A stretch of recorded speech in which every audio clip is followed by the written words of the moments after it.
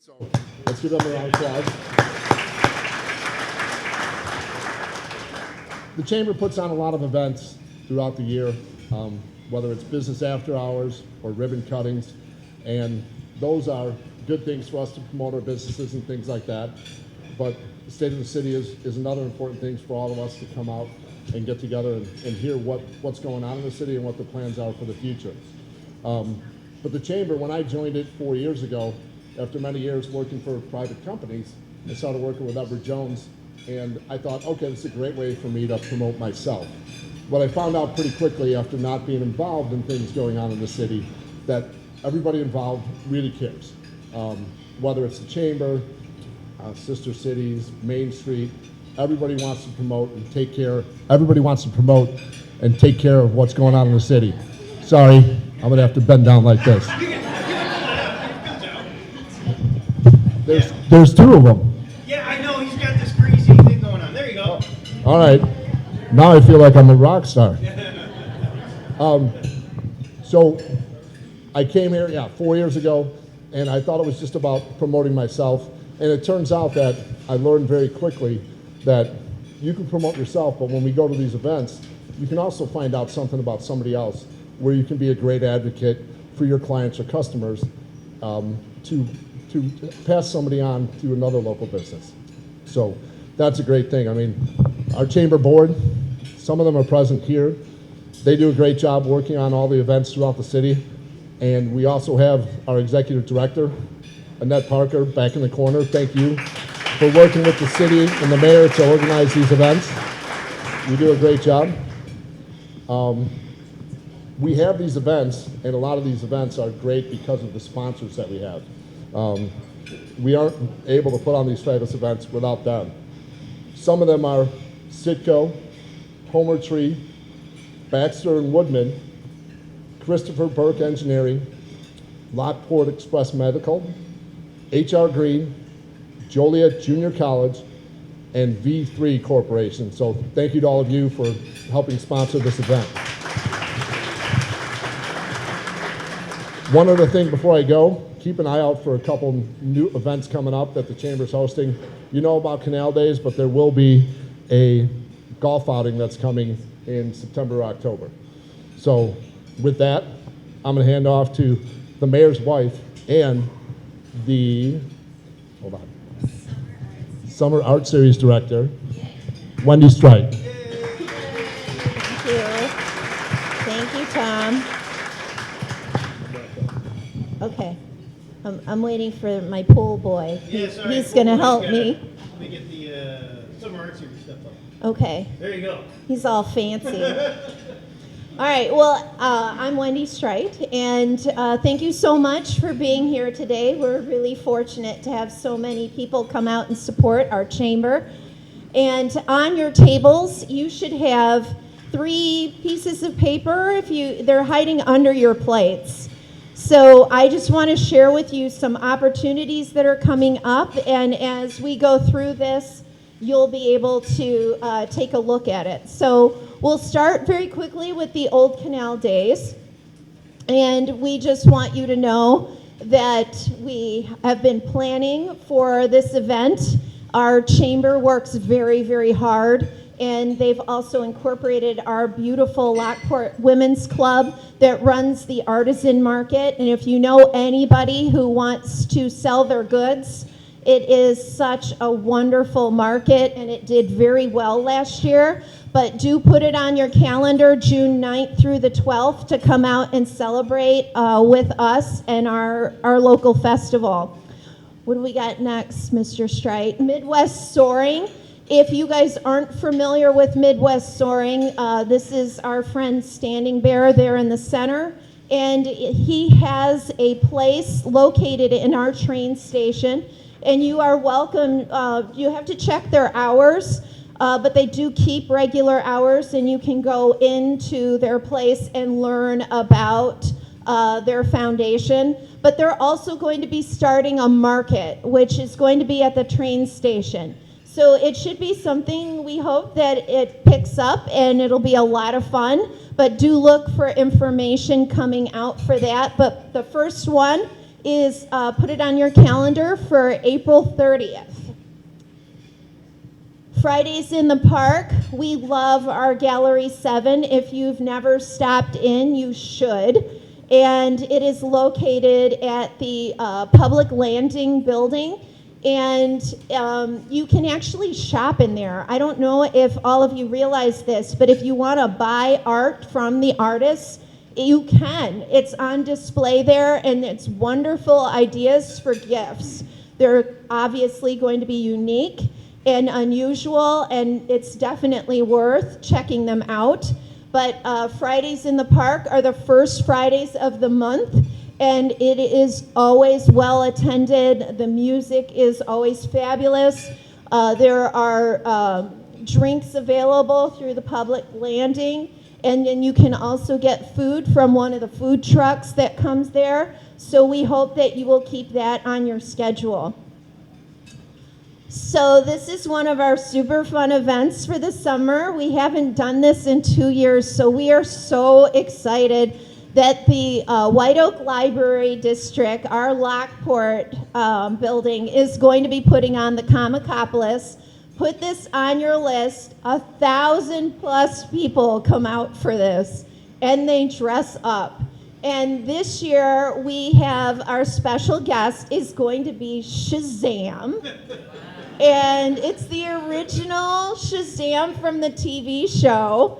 And I think it's going to be really fun. So on your tables, these are exclusive offers, by the way, for chamber members. So keep that in mind. No one else knows about this, but we're giving it to you first because you're here. So we are looking for a sponsor because Shazam also brings his super cool car. The truth is, I don't know what it is. My dad might know what it is, but I don't know what it is. But it's this really awesome car, and for your $1,000, you will be put onto the billboard on 9th Street. So that's a deal in itself. And for donating, you also get your picture with the original Shazam and his car, and an 8.5 by 11 to put up in your office. And I'm pretty certain I can get him to sign it for you. So it's a good cause.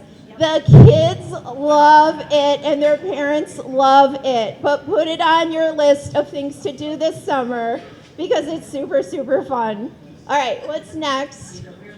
This is something that we are so excited about. This has been on our bucket list of, like fantasy projects. This is what we hope we can do someday. This is our summer project this year. It is called Illuminate. Last year we did ducks. This year we're doing illumination. And I just want to point out that we were wanting to do this before they did it in Chicago. And we were cooler than them. We just didn't have as much money.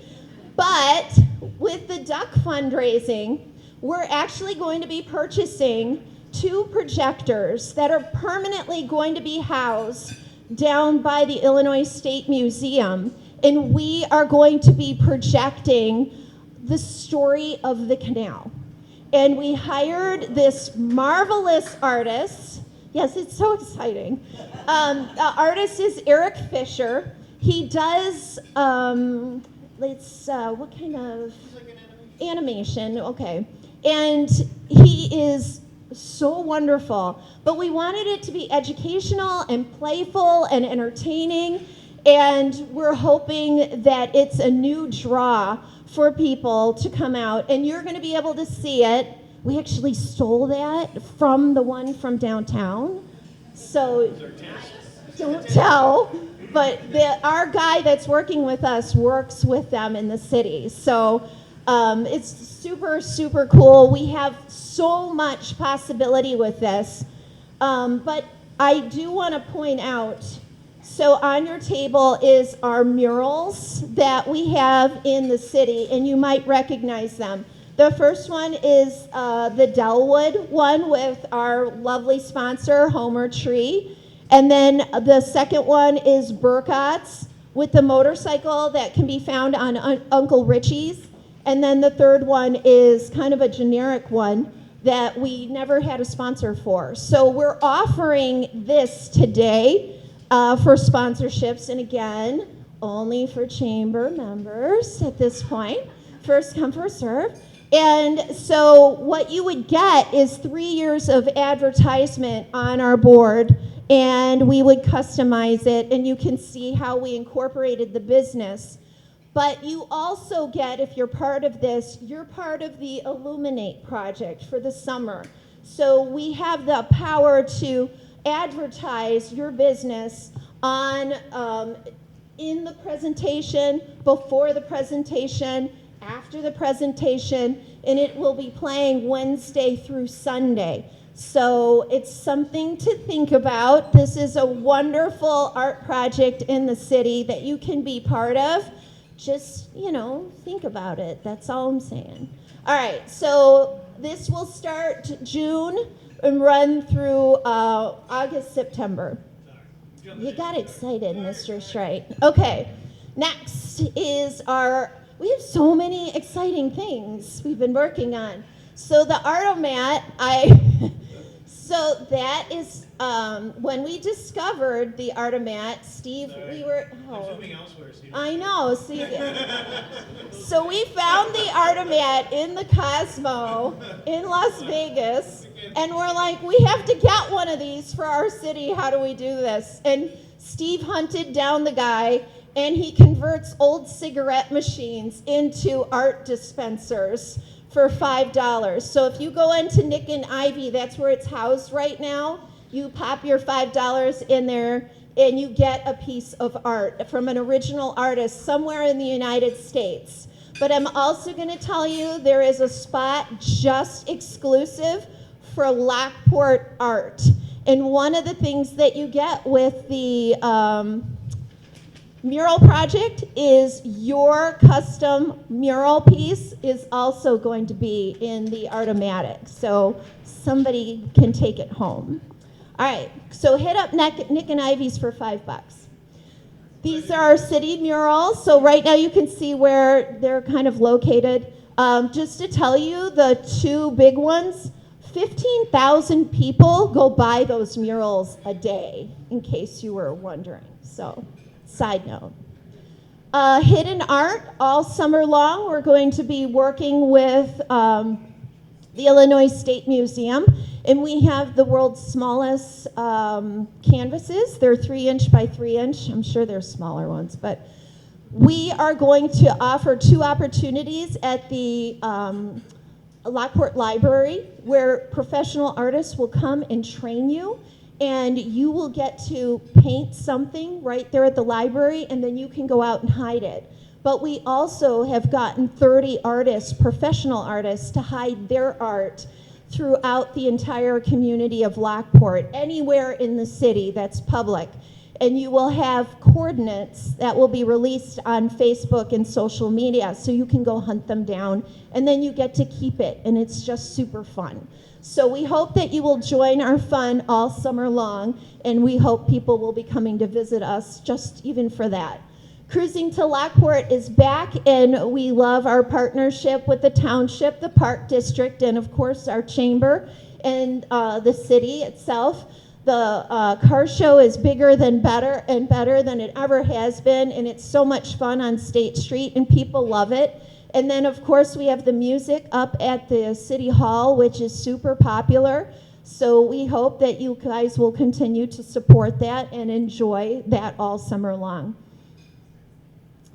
The Rotary Club is doing their coffin races, and that's always super fun to see all of the crazy people dress up and to compete with one another, and it's all for a really good cause. So we hope that you'll come out and support them as well on October 8th, so put that on your calendar. And then Spooky Night Out is on the 17th of September. And if you guys aren't familiar, we are going to have a musical group, live music this time, which we have never had, which is Libido Funk Circus. And that in itself is just entertaining and fun. So we hope that you will come out. be brave enough to dress up. It is for men and for women. It's an over 21 event, so there are, fun drinks and things. You're supporting an outstanding cause, which is our Lockport Women's Club. And on your tables right now, I want to show you, again, an exclusive offer just for you. You have the opportunity to sponsor the Spooky Night Out. It is so much fun. And the cause that the ladies are raising money, we'd like to put up a permanent, educational, fun park for children along the canal.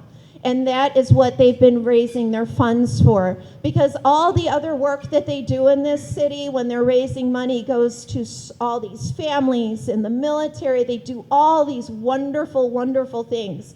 And this one could be a legacy, too, of just reaching out to all the visitors that come through and educating our own children and their own families of the canal, the animals, the history. It's such a wonderful, worthy project.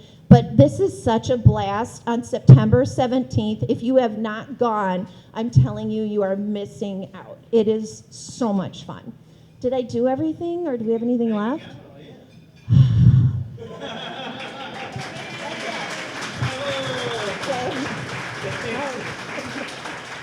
All right, and Mayor Straight, you're up. Did I leave you in the time? Oh, yes, you plenty of time. Thank you, Wendy. Appreciate it. All right, this is really fun, isn't it? I feel like it's a family reunion. Just seeing everybody again, it's really nice. So thanks, everyone, for coming out. And, as we get started, I do want to make sure I thank a lot of people. I mean, first off, for the Chamber for putting this on. But, I want to mention our alderwomen and men. There's Alderwoman Karen Kostecki, Alderman Matt Karras, there's Larry Schreiber and J.R. Galogly, Christina Bergbauer, Mark Lobes, Joanne Bartleson, Renee Sabin, and then there's our city clerk, Kathleen Gentile, and Dave Palia is our treasurer. I just really want to thank our council. I mean, nothing happens without it going through you folks, and I appreciate your creativity, your insight, your due diligence on everything you do. So thank you. Special thanks to our council members. And of course, our staff. Yes, thank you. We all know how it goes if you don't have a council that has a similar vision. It can really go south. So I very much appreciate that. And the reason, Andy, we didn't do this remote again this year is because I saw you sleeping at the Stagecoach one last year. So this time I say, wake up, Andy. So, hey, but I want to thank staff too. We have a terrific staff. Ben Benson, our administrator, Lance Teese, our community development director, Lisa Heglin, our finance director, Rich Harang is our new police chief, Sonny Choi Williams, our attorney, Brent Can, our public works director, and there's Brittany Calderon, she's our executive secretary, and Donna Taddy, our clerk. Again, without a good staff, everything falls apart. And so I just want to thank our staff. So if we can give them a round of applause, please.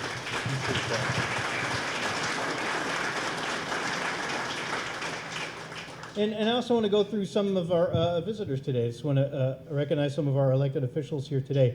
So at the, you got John O'Connor from Lockport Township Fire District, along with Frank Blasky and Ed Rosetto. Thank you guys for coming out. From the Park District here, we got the Max Woods is here, Jeff Rigoni, Don Bauer, Pat Sheehan's here, Bill Reardon, of course, is here as well. So thank you guys for coming out. We've got, let's see, from the township government. We've got Ron Alberico, Aaron Gotts, Jimmy Lauch, Denise Salvino, Greg Bickus.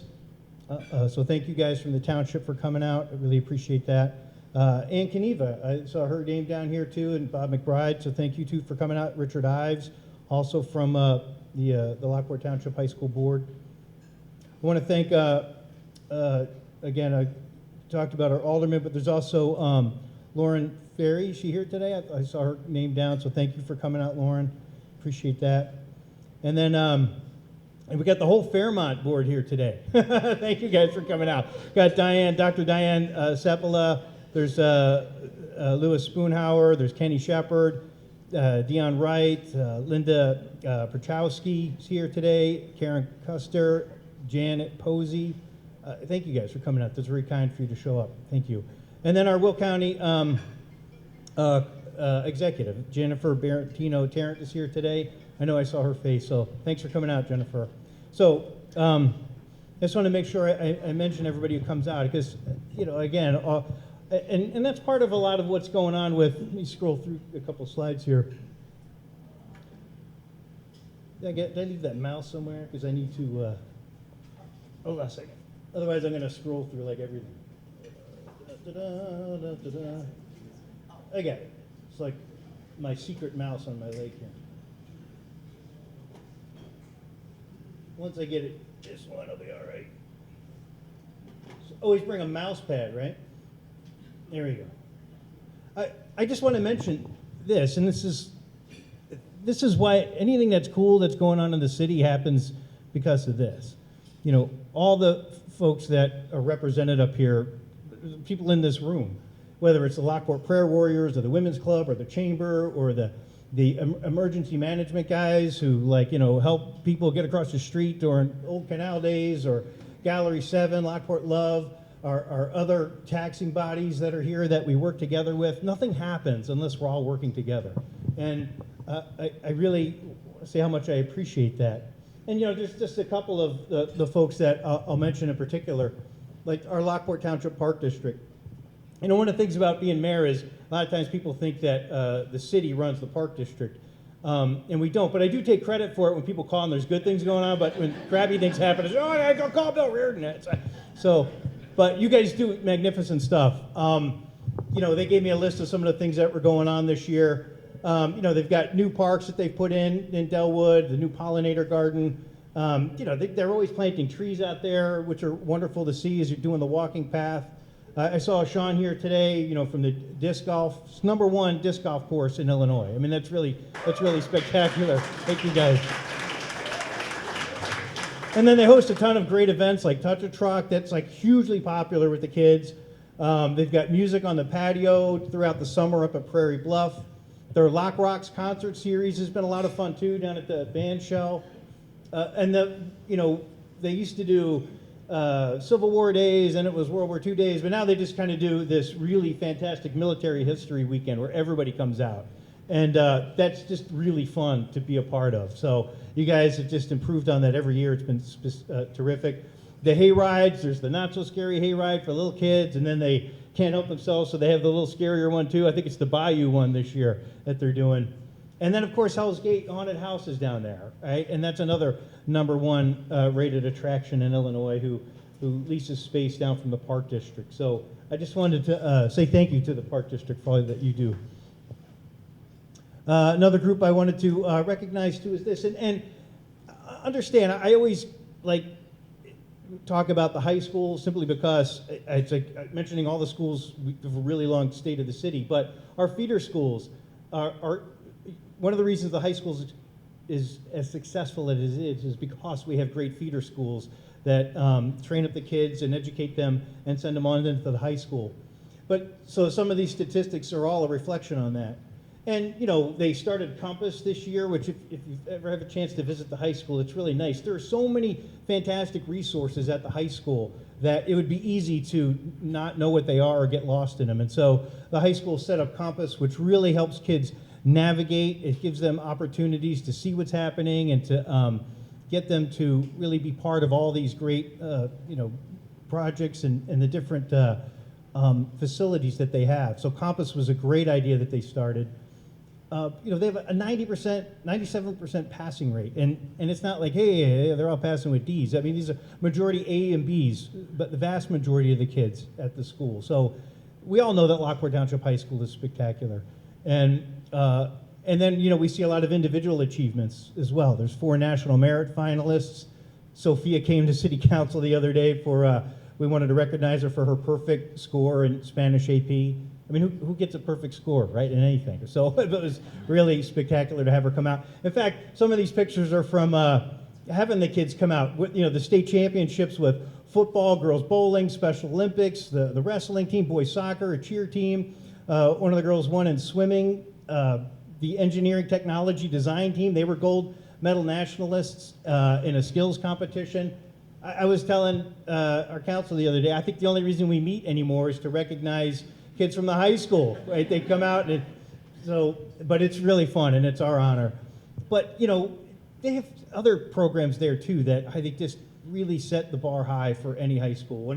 My daughter, she's in the Best Buddies program, when it really, with kids with special needs, it pairs kids up with other students, and that is really fun to see, and how the kids interact with one another and just building other relationships. And then they started L-Town Grounds Coffee House in there, which is run by those kind of young people so that they can start building life skills, in that special needs area. I mean, that is really something unique and I think fantastic. And then just the community service program. I mean, building young citizens that are involved and see the ways to be involved in the city and giving those opportunities is a tremendous thing. So I want to thank the high school for that. And then, of course, the feeder schools, which prep all these kids for our high school. So thank you very much on that. And then the White Oak Library. They're 100 years now. They just had their 100-year anniversary. Where's Scott? I saw him somewhere. There he is.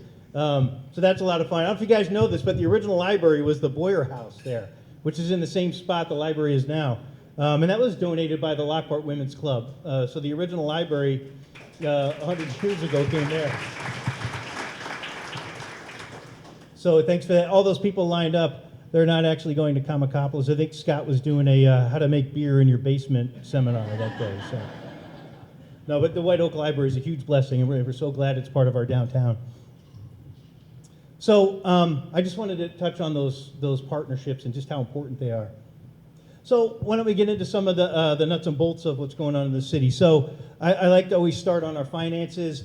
Lisa Hegland does a great job keeping us honest and keeping the numbers working. We still have a AA credit rating by Standard & Poor's, a GFOA Financial Excellence Awards, which we've done this 11 years in a row. She's done this Distinguished Budget Award for our 7th year. I mean, we've been able to, with Lisa's oversight, we've been able to budget $20 million of capital projects just for 2022 alone. It's been $109 million since we started the CIP, Capital Improvement Plan, in 2014. I mean, that's just really good management on behalf of our staff and City Council. There was some money that came out of, with all this COVID stuff. There was the ARPA funds that came from the government. We will be able to use those funds on water and sewer projects for infrastructure. So we'll at least put those things to best use we can. Some close-ups of the graphs. I just break this down to show where most of our funds come from. 36% does come from real estate taxes, sales taxes 18%, but then also how we kind of distribute those funds. A lot of people don't realize this, but 56% of our budget goes to the police department. And security really is the number one thing that we're tasked to do. So even with all the economic development and fixing roads and water, sewer, it's security which really is the number one part of what we do with our funding. Sales tax revenue is, we had a big bump last year, and I want to thank our state officials for this. Sales tax, we're finally able to collect sales tax from online shopping. And the reason that's important is because, we used to be able to collect sales tax, if you've got the sports huddle and you go buy a ball cap over there, the sales tax stays in the community. Whereas when it was all purchased, elsewhere out of the community, it's really tough for local municipalities to, replace that income tax, especially as things have changed so much to online shopping. So, with the support of the state passing that, communities are able to get and keep the sales tax within their community based off of purchases. So we had a big bump last year on that, which is great. We kind of were conservative on how we budget it next year because that's what Lisa does. She's very conservative, so we appreciate that. But sales tax has definitely been up because of that change. And then we've steadily decreased our property tax every year. We're down to 0.8 now.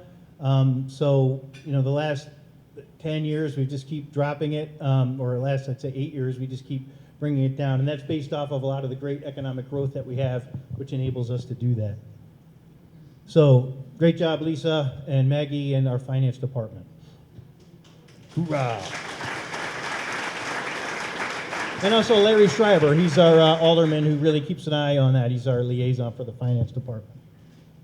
Another thing is public safety. As I mentioned, the Lockport Police Department is, kind of the thing that is she's a huge part of what we do for keeping security. And, we've consistently rated on real estate groups like Neighborhood Scout in the top 100 safest cities in America. I mean, for us to be consistent on that, this is really a testimony to them keeping law and order in the city and keeping things, safe for us all. But I think part of it has been a long drive that we've had now for these last number of years of really building a community department. This is something that's been important since I started in 2013, and for our council, is to have a department that really integrates itself into the community in so many ways so that, your interactions with police are for the most part positive, right? They're just not always based off of something negative that happens. Instead, it's like you see them as people like, oh yeah, that's our police department. We love the police. And they do so many great things, everything from, shop with a cop, or they do the haunted squad cars or the coffin races.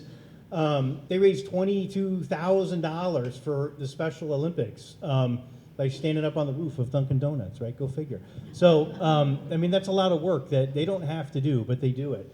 Lockport Love has been just this wonderful group that just takes care of local residents. 100% of the money they bring in goes right back to gift cards and to help families in need with repairs and gas cards and these kinds of things. It has been tremendous. And although Chief Lemming started it for us, even though he's retired now, our new chief is picking up that mantle, and I want to thank Rich for that, and we'll keep Lockport Love going. But I can't say enough about our department. And then, remembering too that there's a lot of volunteer groups too, like Triad and the EMA. Without the EMA guys, like I said, it's really hard to do events, but it's all volunteers, and we're really thankful for them. And then, of course, our fire protection districts, just like the Park District, we don't run, the city doesn't run our fire districts, but we're really blessed to have such well-run districts here. And there's 3 of them. There's Lockport Township Fire, there's Homer Township Fire, and there's Northwest Homer Fire District. And, when I asked these guys, I'm like, hey, send me some highlights. I got like 6 pages of stuff, man. It's like I could have totally done an entire state of the city just on all the great stuff the Lockport and Homer Township Fire Departments do. With Lockport Township Fire, they get an average of 29 calls a day. It's like as soon as you get back to the station and sit down, right? It's like, oh, there's another alarm, got to get back up. That's just continuous all day long. And, you always think, I don't know, they just sit around and maybe rescue a cat once in a while? No, man, these guys are busy. And they do amazing stuff. And not only are they, and we'll talk about this later, like fires in houses, or the fire that was down at 1000 South State, years ago when that kind of fire happened, it wiped out the entire east side of State Street. These guys have been able to contain these fires and save these structures because of their professionalism and all that they do.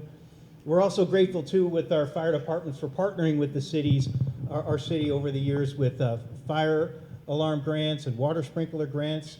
Some of the reason we're able to get that kind of that apparatus inside these new buildings and even older buildings is because of their cooperation with us. And they're out there and inspecting buildings and making sure, that new stuff is safe and being built well. And then on top of all that, they're at the Silver Cross Honor Walk. They set up a tent at Old Canal Days and take care of people from heat exhaustion or anything bad that was happening. They had their open house. They had blood drives. They did, a COVID-19 vaccination, drives. They had the 9/11 ceremony. You guys are busy, and I just want to thank our fire department for all the hard work they do. So thank you.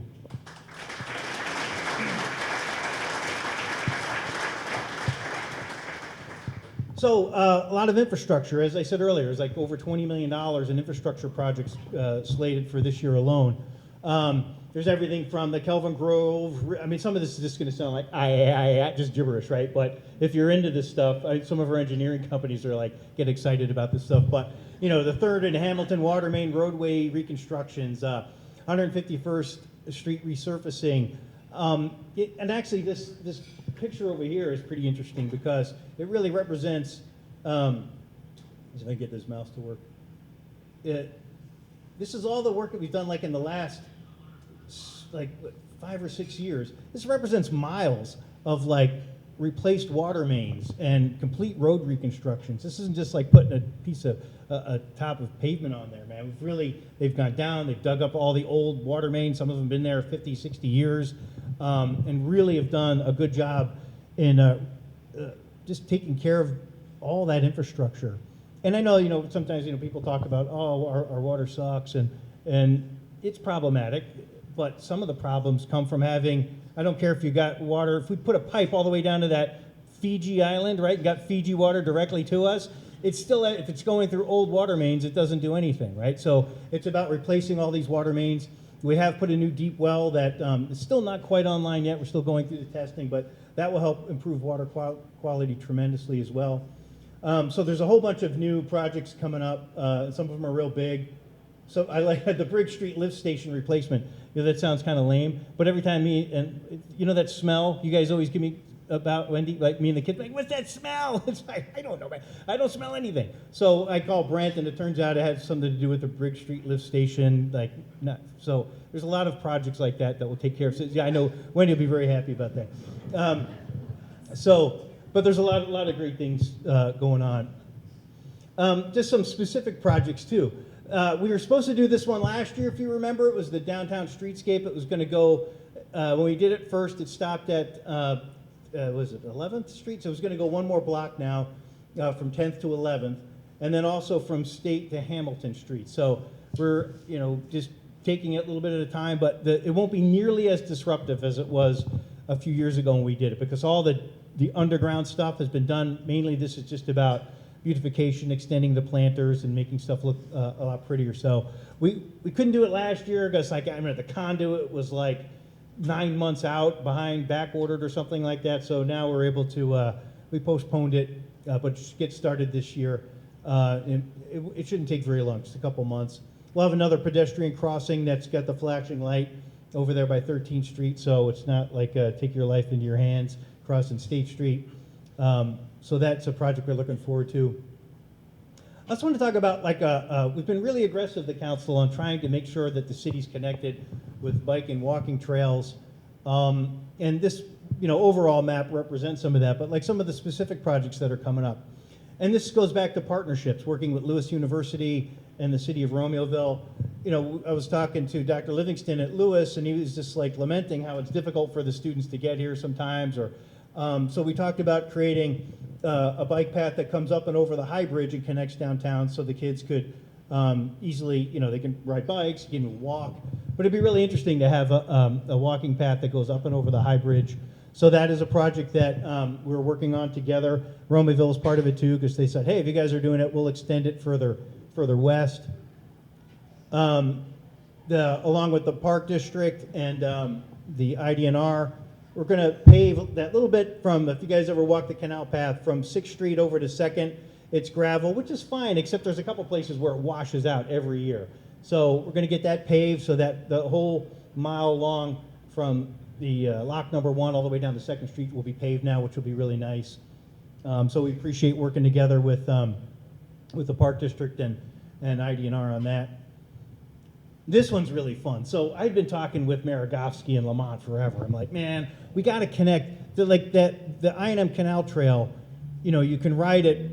You can go all the way to Bridgeport. You can go all the way to LaSalle on it, except there's this one break, right behind Sitco. And so we were talking with Sitco too about look, can we build one little bridge that goes up and over this space? And it was really difficult. Sitco was very great in working with us, trying to figure out how to make it work. But Lamont ended up finding a different way of doing it. They are actually going, because right now if you ride your bike, you can go over the 135th Street Bridge, you go through Isle of Cache, you're on the west side of the I&M Canal, but when you want to get back into Lamont, you have to ride your bike over the High Bridge, which is terrifying, you get your kids and stuff. So they got a grant to build a pedestrian bridge, so that bridge represents Lamont's High Bridge. So this bridge is, they've got the grant, and they're going to go into phase 2 engineering here real soon. But that's great, because now it actually connects us. You'll be able to ride safely all the way as far as you want in either direction. And then what we work together with Romeoville is, when you get to the end of the I&M Canal Trail path at 135th Street, you kind of lose your way. There's bad wayfinding. So we're working together to create that wayfinding signage and paths to really make this connection easy. So that's a great project that we're all looking forward to. And thank you to Citgo and Romeoville and Lamont. And then there's this really big project that's being done mainly by the Forest Preserve District, and that is the Veterans Memorial Trail. And that goes up along I-355. And this is where working together with some of the new developers, there's the Silo Bend development, which they'll put in some trails here, but it's going to be able to connect Victoria Crossings and Cedar Ridge will all be able to connect to this bike path, which goes up and down the highway, past like the Bow Dome and those areas there. We're thankful for the Bow Dome because they let us take some right away in order for us to do that. But people would now, from other areas of the city that have always been very isolated can actually connect all the way through to the I&M Canal Trail path. They'll be able to connect down to the Hadley Circle path down there, which when we make our kids walk it, they call it Satan's Circle. It's like, oh, it's Satan's Circle. I hate that walk. But we take them down there anyway because it's good for them. But it is a big walk. But you'll be able to connect to all that stuff now. So we're very grateful for that. Now, okay, so here's the quiet zone. I know I put this slide up every year, and you're like, okay, man, where's the quiet zone? But it is closer. So I'm telling you, man, we got more at-grade crossings than like any city in Illinois, and that's why it's so tough. But Ben feels pretty confident that 2023 will at least be able to get the Burlington Northern track as a quiet zone. It's just a little bit more going on there. But most of the freight trains that come through all night go on the Burlington Northern, so that will really cut down those horns there. Canadian National, we keep working, and the other reason this takes a long time is because we keep just applying for grants and doing it. So far, we've gotten over $1 million in funding for grants to put up the ped gauge, to put up all the infrastructure that has to happen. It's not just like, you don't just have a blinking sign on the rail tracks that says no horn, right? You got to have all the safety equipment. So it's coming along, and we're looking forward to 2023, at least for Burlington Northern. Lock number 1, we are the city of historic pride, and so, when we walk past this, I'm like, my gosh, that lock is starting to really crumble and look bad. But, more than that, it's like if that ever were to collapse in on itself, and it rains bad, that would be a bad, bad thing for downtown. So it's not only something that's about preserving our heritage, but it's also a functional thing. But, look at this. When the first time this happened was like back in the 70s. Look at lock number 1. Look at that overgrowth and all this stuff. And the reason it doesn't look like that is because of the park district. They've been really great at maintaining the grounds and such, so we don't have that look anymore. But when it comes to actually fixing the canal and these stones falling in, that is an ID&R project. So we're working with them to start getting that repaired. The last thing, too, I want to see what happened to the Seven Arches Bridge, and if you guys remember that, all that tree growth got in there and the water expansion and the whole Seven Arches Bridge collapsed. So we'll make sure that we take care of lock number 1. And then what else we got here? Oh, I'm going backwards. Let me go to the pedestrian bridges. So we're also going to do some work with the pedestrian bridges. The one over there by the public landing, it looks great, just don't look underneath it, okay? But we need to get that fixed and repaired. But we also want looking at adding a couple more along there between here and 2nd Street, especially as we work on this Chevron property, which we'll talk about later, and building our festival field and having other accesses to go back and forth across. So we'll be looking at working with ID&R on the pedestrian bridges as well. So those are some of the just more focused projects for public works that we got going on. I'll talk a little bit about housing. I know everybody keeps leaving Illinois, but they all keep moving to Will County, which is good because there's a lot of great things going on in our county and our surrounding cities, and Lockport is the same. We've got, for new construction for this year and just the 2021, Oak Creek had 63 detached single-family homes. Silo Bend they're breaking ground with 157 detached single-family. Redwood, Clover Ridge, all this construction is going on, and it's because it's a cool place to live, right? And grateful that it's a place where people are not trying to escape but be part of. So a lot of new construction going on. But even like people taking care of their existing houses. I mean, for a long time, people just weren't putting time and money into their homes because it didn't make sense. But homes in the old downtown, people are really remodeling. We've got Don Bauer's house over here. I mean, he's done just this magnificent job doing a big addition. I actually put my house down here just simply because I felt creepy taking pictures of other people's houses. I didn't feel creepy taking a picture of Don's house because he's like one level creepier than me, so it's like, it's okay. I'll just get there. So, but I mean, just people putting money into their houses, right? And just really taking care of them and just watching that happen is an important part of the community as well. But I mean, we had 458 remodel permits last year. Then we've got some of the proposed projects that are coming up.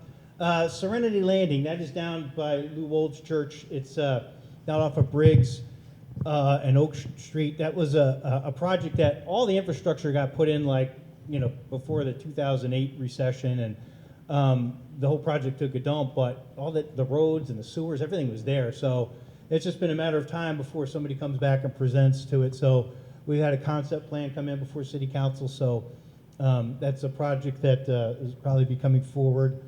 There's also the Springs. This one's interesting. So you guys are familiar with Pops, Kentucky Fried Chicken, that business park over there off of 159th.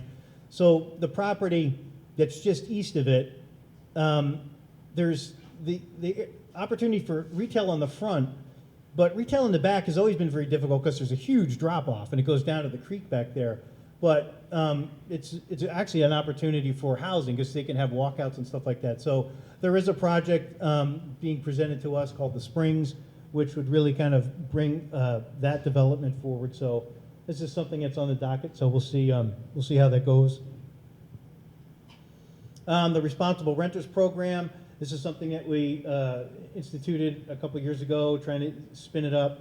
This really helps with a lot of things. You know, we've talked about a lot of our problems that we've had, especially in the older parts of town. It's like where people out of state, they don't even live here, they buy houses, they rent them, they don't keep them up. You can't contact them when there's problems. And so this was a way of like kind of getting a database where we know who's who, but then also trying to offer things back as well. It's like a lot of times people will buy a house for an investment property, but they have no idea how to write a contract or to lease, and then they get tenants that are problematic. So a lot of this is also about giving education and you know, presenting like, here's a great contract that, you know, that you can use as a template. There's resources that we can provide. Like when COVID was happening, there was a lot of resources available for landlords that a lot of them just didn't know about. And so being able to have this database it really allows us to be able to contact landlords and just keep the upkeep of these homes. Because like we said, it is a business, and there's few businesses that affect the neighborhood more than this one because the homes are directly in the neighborhood. So it's important to see those maintained. And so Responsible Rental Program keeps moving forward. Some of the development. So I'll start with industrial. You know, there's 8 million square feet of industrial in our city, and it has a 0% vacancy rate. I know a lot of people look at that like, oh, those empty warehouses, but they're actually 100% full. And these are just some of the names of, you know, S&S and Tesla and such that have space in these buildings. But there's just 2 more buildings, Prologis Building 6 and 7, and that'll pretty much be that'll be it for our industrial. But it's because we keep all of our industrial and logistics on the highway as close as possible. I think it's why it's so valuable, and that's why we have a 0% vacancy rate. Believe me, we could put this stuff up. We get calls all day long. Oh, can we put a warehouse here and there? It's like we say no because we try to keep them up by the highway where the interchanges are, and so very strong for industrial. Our commercial stuff has been doing really great. A lot of new businesses come in. In fact, in 2021 to date, we've had 43 new businesses. So that represents almost 2 million square feet for commercial, and we've got, you know, a 6% vacancy rate for that, which is, you know, a real blessing and a real testament to the business owners that come into town and are willing to invest here. You know, Wendy and I, we just took a trip to Tennessee, Memphis last week, and with the kids, and man, it's like decimated.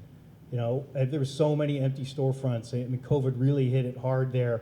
But to think that, you know, we have a 6% vacancy rate and 43 businesses came to Lockport last year instead of leaving, that is, again, a testament to doing this boom.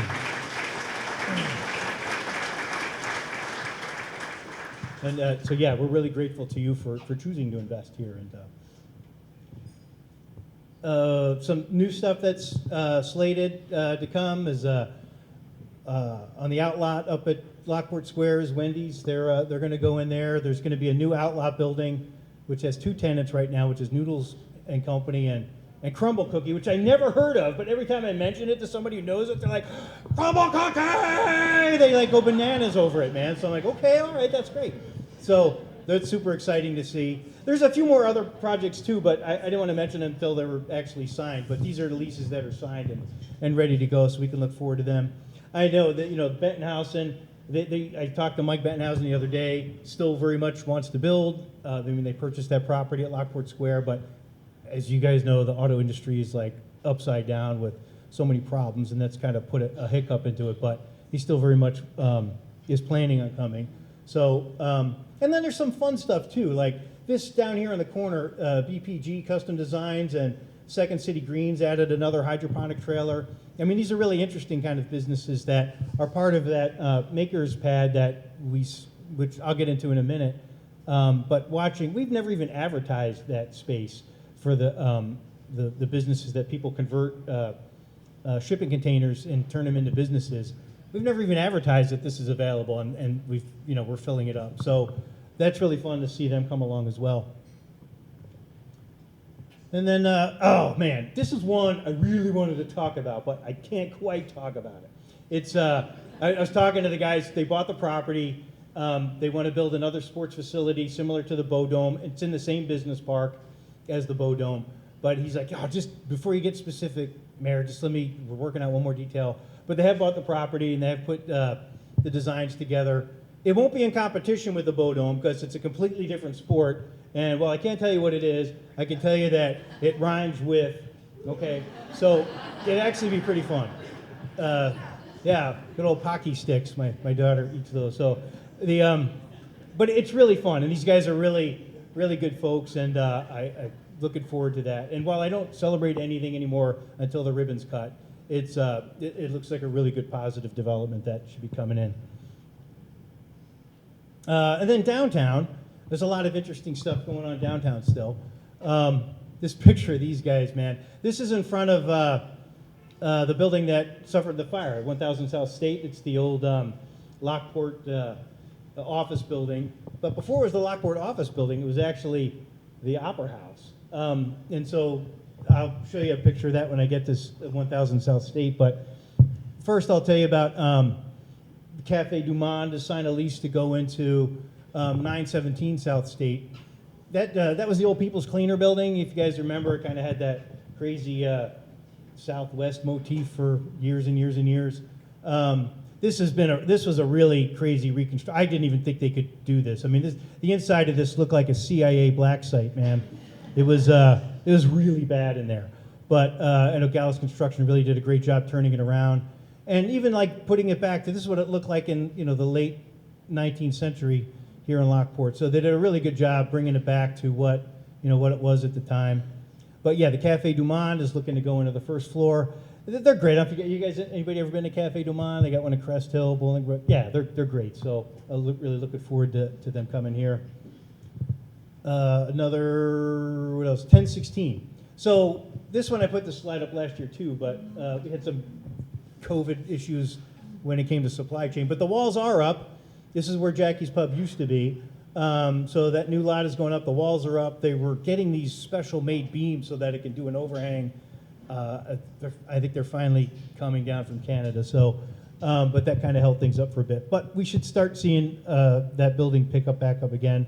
But it'll have a storefront on the first floor and living space on the second and third floor. It's going to be great because it has that second generation look that those buildings, a block south had. And then, I get asked all the time about Tess Home Property. So, which, they've been a terrible mess. And I understand some of the reason, what happened. But fortunately, a developer bought the property on the east side, and they submitted a plan to do some mixed use, which has the retail and the living space. And if you guys remember, I showed this slide a couple years ago. But again, COVID's kind of screwed up a lot of stuff. But now they're back engaged, but even more so, they actually are now looking at buying the property on the other side. So they will do both developments at the same time. So hopefully this project can pick back up again and get that property cleaned up, because I know it's a real eyesore if you're coming up from the south. But yeah, we're looking forward to the Tess Home properties finally getting turned around. And then, yeah, so here's that 1000 South State. So this is the old Lockport office building. Back in the 50s, they put a third floor in and carved up the Opera House. And probably the prime reason why we have H&A committees today, because they used to do atrocious things like this. I don't know if you noticed, but if you ever look closely at the building, you can even see where they, these used to be single windows because there wasn't a floor here. And again, thank you to the fire department for, this happened 100 years ago, we probably wouldn't even be a building to restore. So, but so the guy who bought it is Jed. You guys, some of you may know Jed really well. He's a GL Quality Auto Lounge that he redid that building, the Catalina Motors. So he's working on that along with Bob Morris, and he really want to restore the Opera House back. So they'll bring back they'll get rid of that third floor. This is the only picture I could find that shows what the windows and the cornice look like back in the day. But you could see these beautiful two-story windows with the cornice. I mean, look at that cornice, right? So all that got hacked off in the 50s to make the Lockport office building. But they'll really bring it back. This is the inside. Look at this picture from 1898. This is where they had this was the stage and all this kind of stuff. So it's pretty exciting to be able to have this open space brought back. And I know he's talking with a couple restaurateurs to open a restaurant on the first floor, and then that way this could be, event space with a restaurant that could service it and also be open to the public. So this project is actually really, really exciting. And we also saw what a wonderful job Jed did with restoring the Catalina Motor Building. And I'm really looking forward to seeing what Bob and he do together along with his wife, Yedris. So that's super exciting. And yeah, again, this is the picture right outside the Lockport, or the old Opera House. See all these steel columns up there? They're still there. They all got boarded up when they put the other facade on. It's like, these ugly steel columns. Let's replace it with plywood and paint it, right? So all the great things they used to do back in the 50s. And then, let's see. Oh, let me go back one. And then the other thing, too, I want to talk about is the Chevron property as we kind of wrap things up. So as you know, last year this time we had just purchased the Chevron property. One of the main reasons that we did it was because we've just always been hyper concerned about what was going to go there, and a logistics company was going to come in and park 10,000 trucks down there. I'm like, oh, this is going to kill us, right? So we were able to get a good deal on the property. It was, $2 million for 180 acres. We had the cash. Again, thank you, Lisa, for keeping our finances in order where we had cash to be able to buy that. And so what do we do with it, right? So the first thing that we did was we worked with, we hired Stantec, which is a group that helps come up with master plans and these sorts of things. We had really great community involvement where, people came out and we talked about, what are the possibilities. And I want to be clear about this, because a lot of times people, as soon as they hear these kind of conversations, they start throwing ideas at me. Oh, let's get this and let's get that. It's kind of like a battle plan, right? They always say, like, no battle plan survives first contact with the enemy. Well, no master plan survives first contact with the developer, because as soon as the developer comes, it could be completely different than anything you were fantasizing about. So really what these meetings have been more about is more about, like, one, what we don't want, so that we could put restrictions on the property so that we're not fighting that battle about, like, oh, can we put 3 million square feet of warehousing down there with 10,000 trucks coming out. And also the other thing that's important with these plans is that understanding where all the infrastructure is. How do we get water and sewer up from the south? How do we bring it in from the north? What would traffic flow? Do we have another egress coming out on the new avenue? So these kind of planning is really what's most important, is how can we build this? Who funds it? Are we going to have a partnership, or are we going to just sell property outright? And all these things are really what the planning stages are about. And I want to really thank all the community members who came out and played a part of that as well. So they'll be coming out with a final report soon on that for us to put and have ready. One thing that is clear is we all want to make sure we keep that south part for our festival field. That really was a lot of fun. I mean, old canal days, it was always tough squeezing it in downtown. And as much as people are like, oh, the businesses love it, they really don't, man. Every business owner, like, oh my gosh, some people just want to use my bathroom and get a drink of water, they don't buy anything. So having the whole festival down at the Chevron property enabled everybody to park down there and just expanded the carnival, and it wasn't all disjointed. So, and also we've been able to work with other groups too. At Tangled Roots, they wanted to do an Oktoberfest down there. It's like, hey, baby, we got the field, man. So set it up. Hell's Gate uses it for parking so that they don't have to also be disjointed. They had people parking at the high school, at the train station. Now they have one area that they can, bring people to their Hell's Gate haunted house. So we definitely want to make sure that we keep that southern portion open for city use like this. And then also another slide I show you guys every year is the Makers Park. This is a vision that I and the council have had, is finding ways to make things that are accessible for entrepreneurs. It's so tough sometimes, like, when you're an entrepreneur and it's like you're trying to find 3,000 square foot of space and you got to go talk to Prologis, who's like, well, I can rent an 800,000 square foot building, right? It's just really hard for that, to be able to start a business and start something small. We started it with that kind of a trial version just north of the Public Landing Restaurant with the shipping container businesses, and that's been going really well. But we've also now been working with, some banks and trying to get this is what it would cost. If you want to do, this modular business, it costs this much. And so really having a whole package together for entrepreneurs who want to set up something. But, one of the other things that we're working with Stantec is that if we leave this whole area over here open for our festival fields, all these things represent tents and stuff like that. This would be like a permanent structure for, the band, so we don't have to set up the big tent for that every time.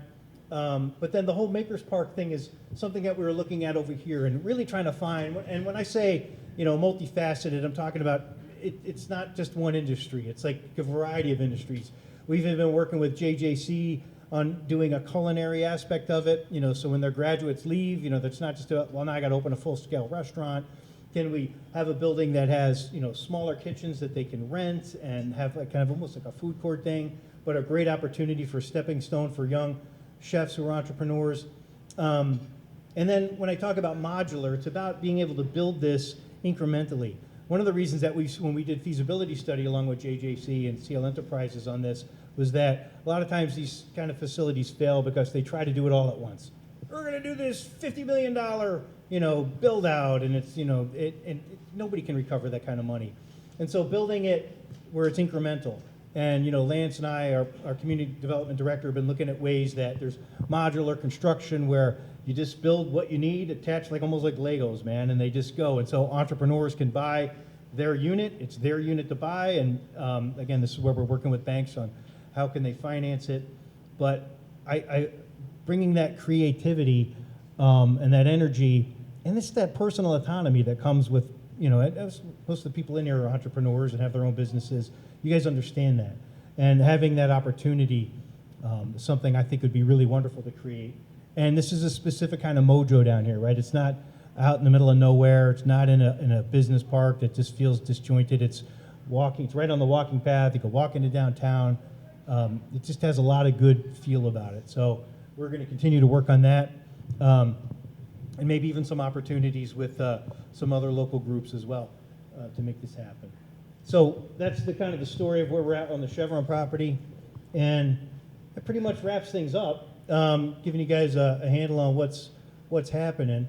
If anybody got any questions I can answer, anything on your mind? You rock, Steve. Thank you. Oh, good staff, good counsel, and a lot of prayer. So just I'm just a placeholder, man. But thank you, Dan. It's very kind. But again, this is why it happens, though. Anything? Nobody got anything? That's fine. You guys know how to get a hold of me. So anybody's got any questions later, never hesitate to ask. And thanks again for coming out. It was really fun. Like I said, everybody being here.